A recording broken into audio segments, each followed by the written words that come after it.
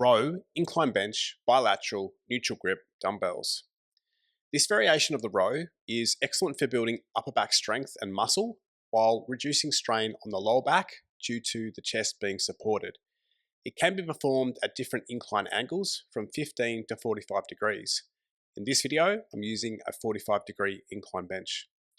To set this up, you can either place the dumbbells on the floor just in front of the bench so they're easy to reach once you're in position, or you can rest the dumbbells on the bench and lift them into position as you lie face down on the bench. You can also choose to straddle the bench and keep your feet on the floor, or set the seat on an incline and rest your knees on the bench. The setup depends on the bench you use, how tall you are, how long your arms are, and what feels most comfortable to you. After setting the bench to the required incline angle, lie prone with your chest supported against the bench. Your head stays neutral, eyes looking down towards the floor. Engage your glutes lightly and press your hips into the bench so your torso stays stable throughout the set. Hold the dumbbell in each hand with a neutral grip, palms facing inwards. At the start of each rep, straighten your elbows and contract your triceps so your arms are fully extended. Allow your shoulders to move into full protraction so your shoulder blades spread apart across your upper back.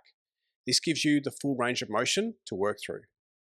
Now, to initiate the row, start by retracting and depressing your shoulder blades. Pinch them together behind your back and pull them down towards your back pockets. Avoid shrugging your shoulders up towards your ears at any stage of the exercise. Once your shoulders are set, bend your elbows and row the dumbbells upwards. Maintain the neutral grip and guide the dumbbells slightly out and around the bench as you row. Your upper arms should sit at roughly 35 to 45 degrees away from the torso, depending on the size of the dumbbells.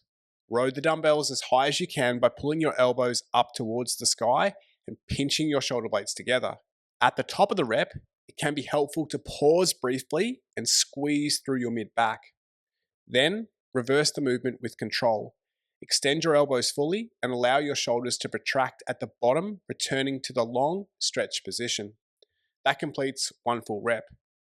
Incline rows work well in a hypertrophy phase and can typically be performed for 8 to 15 repetitions, focusing on quality of contraction and the full range of motion. Give it a try and see how you go. If you've got questions, please leave them in the comments. If you learned something in this video, give it a like and hit the subscribe button.